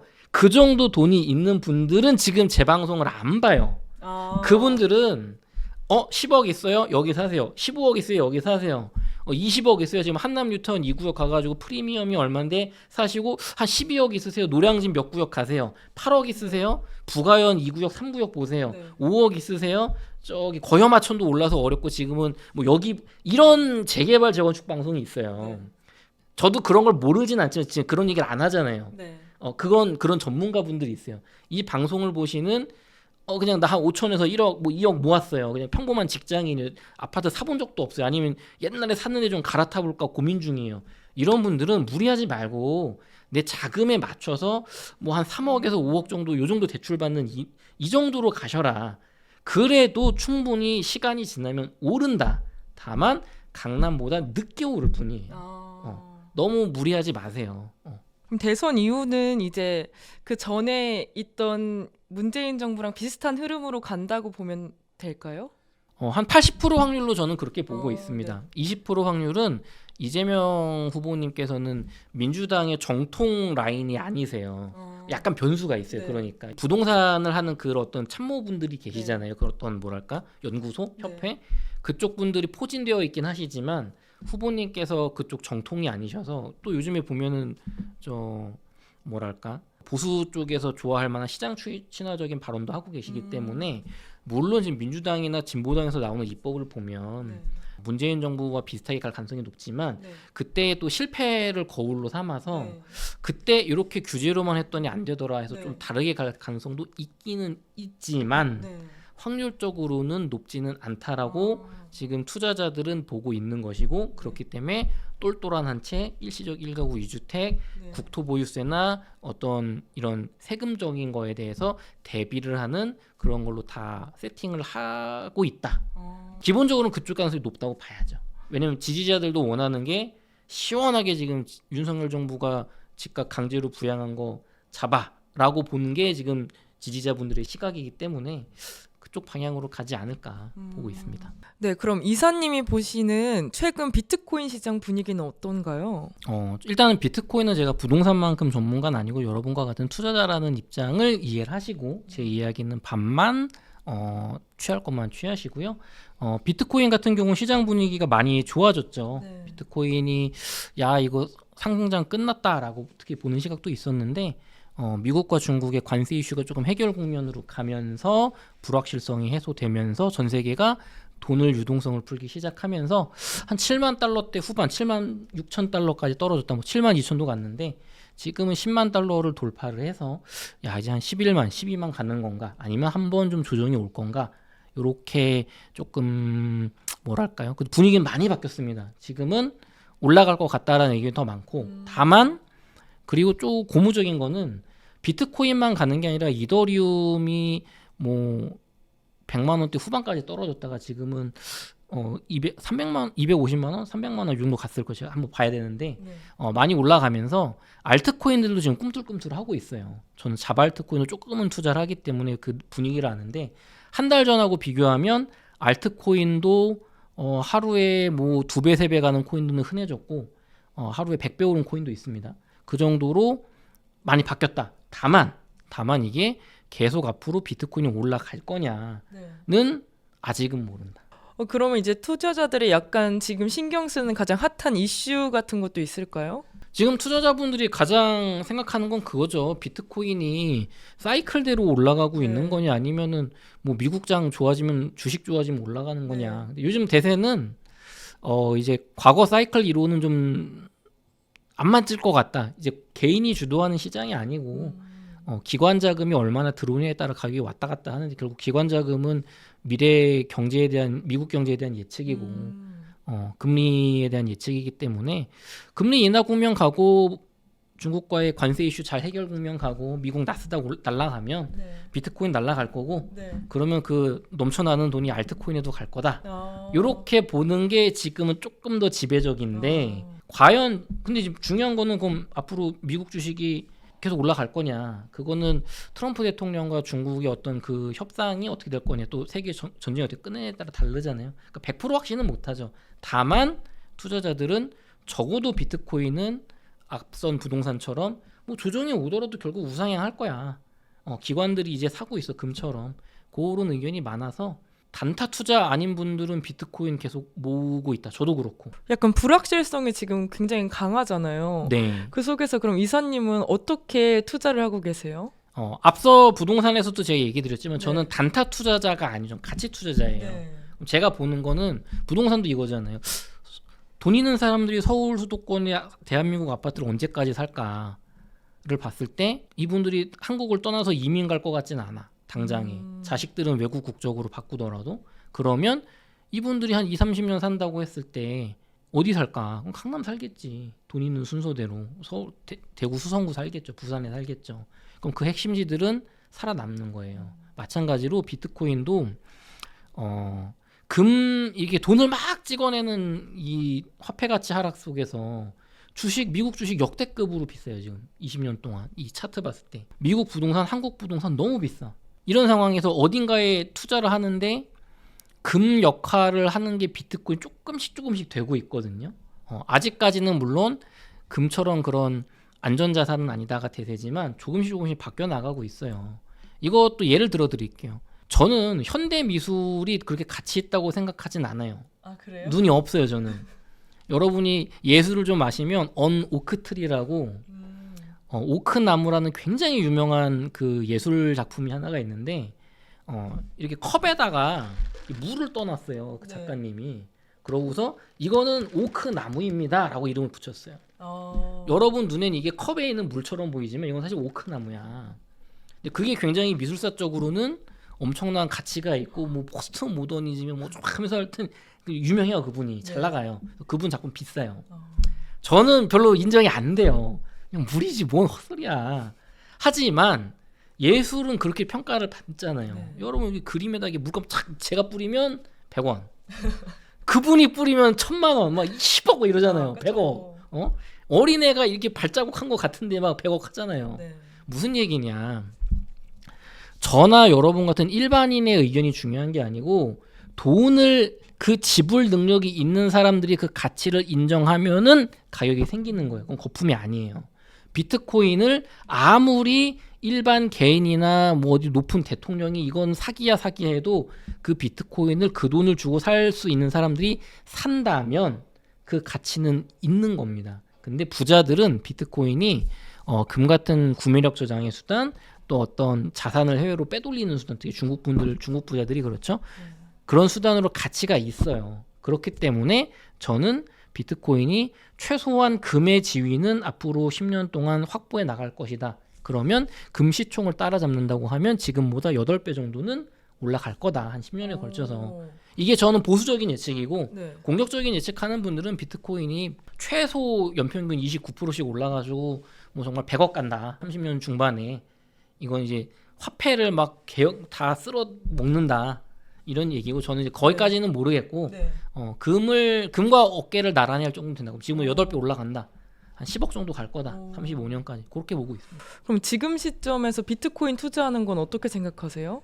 저는 당연히 좋다고 보는데 다만 이제 비트코인은 부동산은 한 번에 사야 되잖아요. 결정을. 네. 근데 비트코인은 내가 0.0000001개씩 1000원씩 사도 돼요. 10,000원씩. 그러니까 분할 구매가 되거든요. 그럼 저라면은 지금 비트코인이 없는 분이라면 첫 번째는 비트코인을 공부를 해야 되겠고 우상향하다 확신이 든다면 저라면 3년에 걸쳐서 그냥 매일매일 사겠어요. 매일매일. 그러면 올라가든 떨어지든 그 평균가로 사게 되거든요. 네. 지금 가격이 2년 전에 비트코인이 2,500만 원 했습니다. 근데 지금 1억 5천이잖아요. 많이 올랐잖아요. 물론 2억 갈 거다, 3억 갈 거다라는 분도 많고 저도 그래도 한 2억 5천까지 갈 수 있지 않을까 올해 말에 보지만 떨어질 가능성도 많잖아요. 어떻게 될지 누가 압니까? 그리고 누가 확신할 수 있는 사람은 없어요. 워렌 버핏은 비트코인 같은 거 사지 말라 그러잖아요. 네. 그러니까 분할로 사라, 분할로. 내가 한 달에 월급 100만 원 저축할 수 있다 그러면은 일단 집부터 사고 원리금 다 갚고 나서 100만 원이 저축이 가능하다 하면 매일 3만 원씩 사면 한 달 90만 원이잖아요. 그럼 올해 2억 갔어. 그러다 내년에 갑자기 5천만 원으로 떨어졌어. 그럼 나는 한 1억 정도로 사겠죠. 네. 평균가로. 그러니까 그렇게 한 3년에 걸쳐 사셨으면 좋겠고 강한 확신이 든다. 내가 책 읽어봤는데 공부해봤더니 그러면 한 투자금의 30% 정도는 지금 일시불로 사고 70%는 3년에 걸쳐서 사라. 그렇게 말씀드리고 싶어요. 근데 이사님은 이제 부동산하고 코인 둘 다 하시잖아요.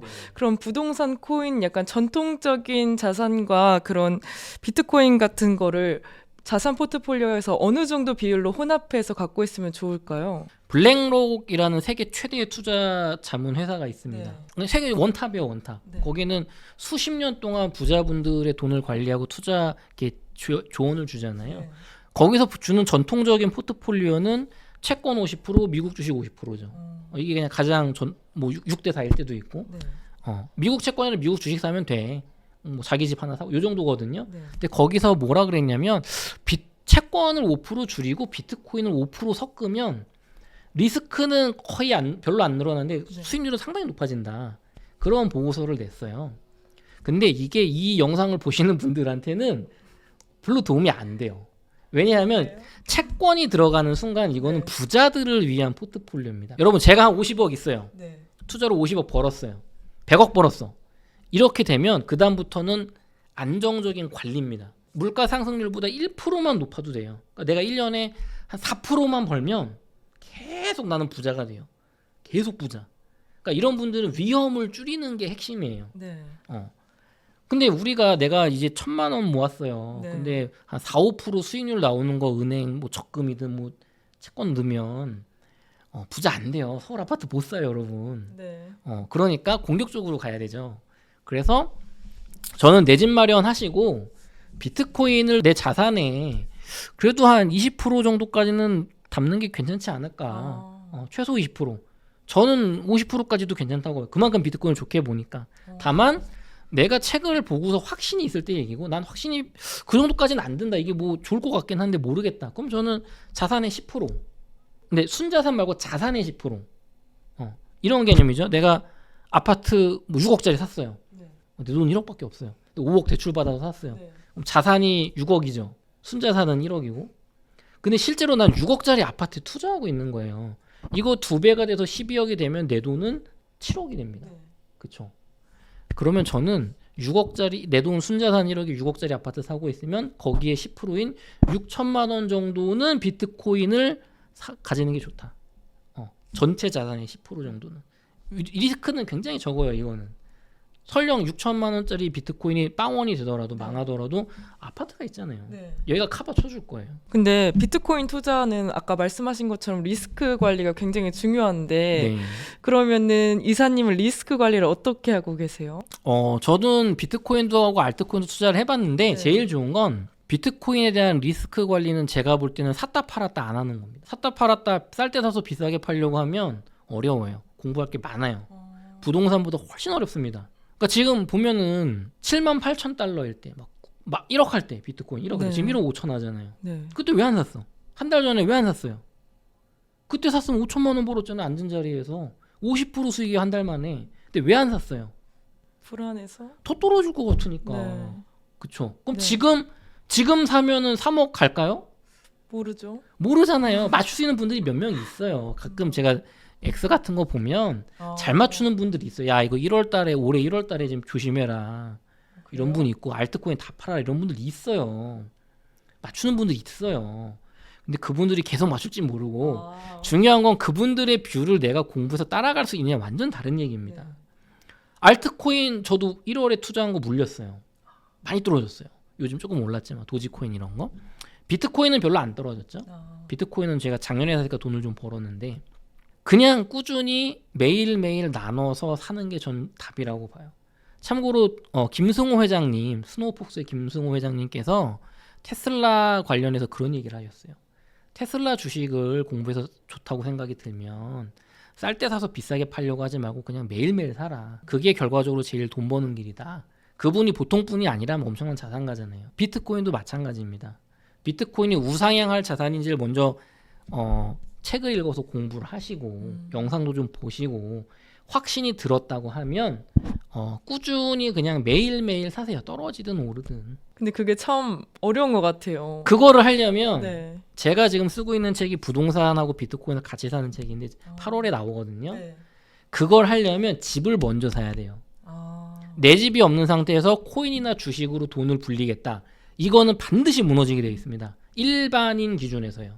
제가 말하는 일반인은 투자로 한 5억 이상 벌어본 적이 없는 분들, 이런 분들은 그냥 기준이 없단 말이에요. 네. 아니 얻어 걸려서 그냥 벌었던 거거든요. 이런 분들은 내가 막 코인이나 주식으로 막 누구 강의 듣고 공부해가지고 돈 부자해서 강남 아파트 사야지, 막 15억 벌어야지 막 3년 만에. 네. 그 선생님이 일단 제대로 된 선생님인지를 정확히 알아야 될 거고, 그분은 벌어도 여러분은 벌기가 어렵다. 벌기가 어렵다. 그리고 돈이 작기 때문에 레버리지를 못 쓴단 말이에요. 부동산은 4억씩 빌리잖아요. 그쵸. 이건 그게 안 되기 때문에 1억으로 3배 벌어도 3억이에요. 부동산은 내 돈 1억에 대출 4억 받아서 5억짜리 2배만 돼도 10억이 되면 6억이 되는 겁니다. 훨씬 많이 벌어요. 그리고 결혼해야 될 거 아니에요. 결혼해야 될 거 아니에요. 그리고 막 부동산 막 오르면, 야 덕현아 너 집 안 사고 뭐 하고 있니? 뭐 비트코인? 뭐 그 5천만 원 올랐다며 빨리 사가지고 집을 사야지. 뭐 결혼하는데 어떡할 거냐. 여자친구가 오빠 우리 전세로 시작하는 거야? 그럼 팔고 살 거 아니에요. 근데 부동산도 막 이만큼 올라 있어. 그럼 비트코인 그 뒤에 막 더 올라. 그때 팔지 말걸. 아니면 더 오를 거니까 안 팔고 기다렸다가 하락장 맞으면 어떡합니까? 그러니까 비트코인을 5년 10년 지키려면 내 집이 있어야 돼요. 그래야 지킬 수 있어요. 그래야 부동산 오를 때 나도 있어. 내 것도 오르고 있어. 비트코인도 오를 거야. 그것까지 지킬 수 있는 거예요. 집이 먼저네요. 집이 무조건 먼저입니다. 근데 비트코인 투자하려고 하시는 분들 중에 약간 비트코인 가격이 부담스러운 분들도 계실 것 같은데, 그러면 약간 대안 투자로 약간 조언을 해주신다면 뭐가 있을까요? 그럼 사지 마세요. 비트코인이 부담스러워서 알트코인을 사겠다는 네. 거는 저도 좀 해봤. 저는 비트코인 비중이 그래도 50% 이상 되거든요. 네. 너무 위험해요. 해보니까. 왜요? 알트코인은 막 90%씩 떨어지니까 하락장 맞으면. 지금 한번 도지코인 볼까요? 도지코인은 굉장히 큰 코인입니다. 네. 큰 코인이에요. 메이저 알트코인인데 이게 24년 10월만 해도 막 150원 했단 말이에요. 하나가. 그랬다가 11월에 급등해가지고 600원, 뭐 700원까지 가요. 이게 6시간 찼으니까 뭐 분당으로 치면 700원, 800원 갔을 겁니다. 네. 그러면 5배 번 거예요. 한 달 만에 5배 벌었어요. 이런 거, 야 이거 5배 1,000만 원, 5천만 원 돼서 5천만 원 또 5배 2억 5천? 부자 될 것 같잖아요. 네. 나도 그럴 줄 알았지. 저도 그럴 줄 알았죠. 그래서 12월에 600원 하던 게 12월 말에 400원까지 떨어졌다. 팔아야 되나? 했다가 또 1월에 봤더니 1월 17일에 또 600원 가요. 그 다음에 지금 얼마까지 떨어졌냐? 200원. 그럼 지금 600원 하던 게 200원이면 70% 폭락했잖아요. 네. 지금 조금 올라왔다고 하는 게 360원입니다. 네. 내가 이때 샀으면 첫 번째 이게 여기까지 갈까? 모르죠. 모르죠. 비트코인이 여기서 관세 이슈나 아니면 이런 게 세져가지고 아니면 트럼프가 비트코인 별로 안 밀어줘서 죽어버리면 얘는 100원대로 떨어질 수 있어요. 네. 더 떨어질 수 있어요. 90% 손실 날 수도 있어요. 반면에 비트코인이 좀 가서 얘가 올라간다. 첫 번째 내가 본전 600원 왔다. 네. 그럼 팔 거예요? 아니요. 안 팔 거예요? 조금 더 기다려볼 거. 그럼 언제 팔 거예요? 모르겠어요. 모르죠. 그게 문제입니다, 여러분. 기준이 없어요. 기준이. 내가 비트코인도 언제 팔지 알고 되게 기준이 알면 어렵거든요. 네. 단기로 팔 거니까. 저처럼 30몇 년까지 가져갈 게 아니잖아요. 네. 혹은 전 기준이 있어요. 나는 비트코인 3억 되면 무조건 팔 거야. 적어도 저는 비트코인 한 개는 남겨놓고 뭐 MSTR 주식 이런 건 팔 거야. 네. 아니면 뭐 온체인 지표들을 봐서 이 기준이면 팔 거란 게 있어요. 네. 도지코인도 저는 있어요. 도지코인이 저는 한 300원대에 샀는데 네. 300원에 샀다가 지금 200원대로 떨어졌다가 지금 300원대 다시 됐죠. 이게 본전됐어요. 네. 그럼 600원에 팔 거냐가 아니고 저는 1,000원에서 1,500원 사이에 팔 거예요. 그게 뭐냐면 도지코인 MVRB라는 지표가 있는데 그거를 과거 거를 봤을 때 비트코인이 앞으로 그래도 한 15만 불까지 간다고 봤을 때 도지코인 저는 1,000원은 갈 것 같아요. 1,500원도 잘하면 갈 것 같아요. 그럼 저는 3배 내지 5배 수익을 보고 팔 거예요. 근데 지금 나는 비트코인도 수익이 별로고 이제 처음 공부하는데 알트코인 좀 벌어보겠다는 분은 기준이 없단 말이에요. 저보다도. 네. 저도 초보인데 네. 나보다도 더 초보란 말이에요. 그래서 전 부동산을 조금 벌어봤잖아요. 네. 그러면은 사고 나서 떨어지면은 손절하고 네. 올라가면은 더 올라갈 텐데 무서워서 팔고 아니면 더 오를 거 기다리다가 이렇게 이제 1,000원 간다 했다가 150원까지 떨어지는 걸 맞을 거예요. 이런 투자는 하지 마세요. 하지 마세요. 비트코인도 내가 확신이 없는 분들은 알트코인 하면 안 돼요. 하더라도 비트코인 한 95%, 알트코인 5%? 비트코인 한 5천만 원 있으면 한 50만 원 정도? 하더라도 그리고 이런 메이저 알트 하지 말고 차라리 이런 게 낫죠. 이거는 오파이움이라는 잡코인입니다. 네. AI 에이전트 잡코인인데 이게 여러분이 잘 감이 안 올 거예요. 이게 가격이 막 0.000001 막 달러 해요. 그러니까 1달러가 1,500원이니까 150원, 15원, 1.5원 막 이래요, 가격이. 근데 이게 작년 11월에 나와서 하루 만에 여기가 지금 마켓이 1.7에서 52니까 한 40배가 올라요. 40배. 하루 만에 40배. 그랬다가 하루 다음 날에 또 70%가 폭락해요. 이런 식으로 왔다 갔다 하다가 네. 그러다가 12월에 쭉 떨어져서 90% 폭락했다가 1월에 또 7배 올랐다가 진짜 대폭락 나와가지고 지금 거의 한 3개월 동안 99.9% 떨어졌어요. 가격이 99.9%. 100만 원 넣었으면 1,000원, 1억 넣었으면 10만 원. 여러분 이런 투자가 알트코인 투자거든요. 이게 자발트니까 더 심한 거예요. 도지코인보다. 근데 이런 코인이 보세요. 여기가 지금 99.9% 떨어졌던 그 가격이 25년 4월 22일 전 자발트 투자를 하기 때문에 조금 한 달 전부터 조금씩 자발트들이 움직여요. 지금은 확실히 움직이고 가격이 하루 만에 1000%니까 100배. 10,000원 넣었으면 100만 원. 1억 넣었으면 100억. 그랬다가 그 다음 날에 또 막 저기 60배 떨어져요. 막 80% 떨어져요. 이게 널뛰기를 해요. 이렇게 가격이 널뛰기를. 이런 게 자발트거든요. 네. 그러면은 저라면 일단은 아까 말씀드리면 비트코인만 해라. 모르는 사람은 알트 투자 경험 없으면 지금 하지 마라. 굳이 할 거면은 내 원금 비트코인 95% 사고 5%는 그러니까 100만 원은 95만 원은 비트코인 사고 5만 원만 알트 사라. 근데 그 5만 원을 도지코인 뭐 솔라나 이더리움 이런 거 5만 원 사서 2배, 3배 대봤자 10만 원 아니에요. 차라리 이런 완전 자발트에다가 네. 하나 로또성으로 넣고 안 되면 그냥 날려라. 그래 봐야 5만 원이잖아요. 그렇죠. 근데 그 5만 원을 여기 넣어서 10,000배가 터지면 여러분 5천만 원이잖아요. 터질 가능성이 없어요. 거의 없어요. 내가 어떻게 맞춰? 이런 게 한 30만 개 있어요. 이런 코인이. 네. 그래서 어떤 분들은 야 10,000원 50개 넣으면 어쩌다 터지 이런데 잘 안 되거든요. 네. 그러니까 결론은 무슨 얘기냐면 알트코인 투자를 저는 이 영상 보고 저 같은 초보도 하지 말라고 하잖아요. 하지 마라. 내 집 사고 비트코인 95% 사고 투자 금액 그 다음에 재미로 좀 사보여라. 재미로. 절대 알트로 벌어서 비트 사야지 하다가 망하고 비트로 벌어서 부동산 사야지 하다가 망한다. 집 먼저 사고 비트 먼저 사고 그 다음에 재미로 좀 알트 해봐야지. 비트코인 1억 하던 게 1억 5천이 됐어. 그럼 나 한 1,000만 원 팔아가지고 내가 도지코인, 이더리움, 솔라나 묻어두고 한 2배 되면 팔아야지. 요 정도 전략. 번 거 가지고 조금 놀아야지. 날리면 어쩔 수 없고.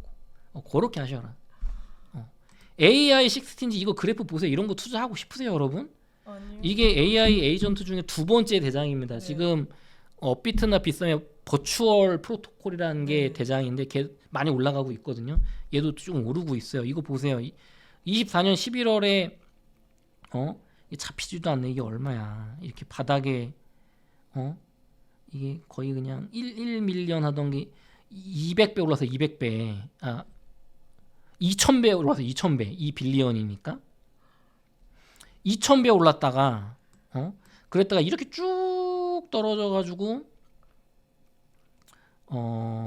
얘도 한 95% 손실 났다가 요즘 또 다시 올라왔어요. 그래 봐야 지금 최고점 대비 5분의 1 수준이에요. 75% 하락. 네.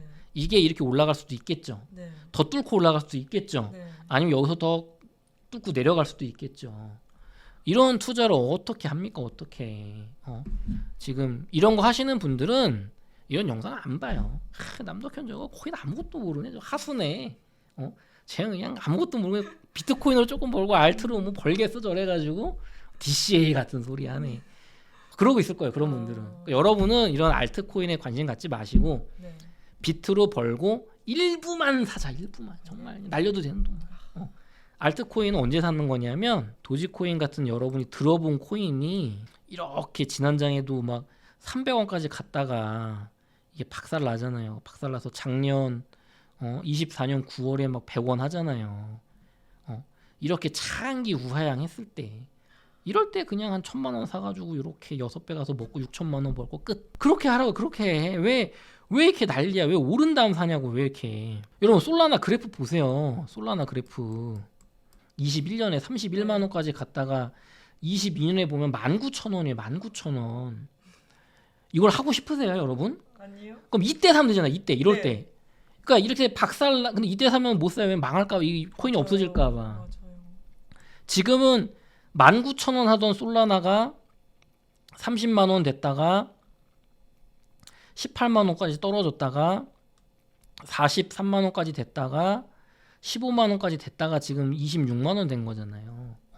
저도 알트코인을 좀 투자를 해보고 있는데 알트 해보니까 시즌보다 더 중요한 거 알트는 이렇게 완전 개박살 났을 때 사야 된다. 근데 내가 그 수많은 알트 중에 어떤 게 오를지 보는 눈이 있냐고요. 그렇죠. 그러니까 어려운 거야.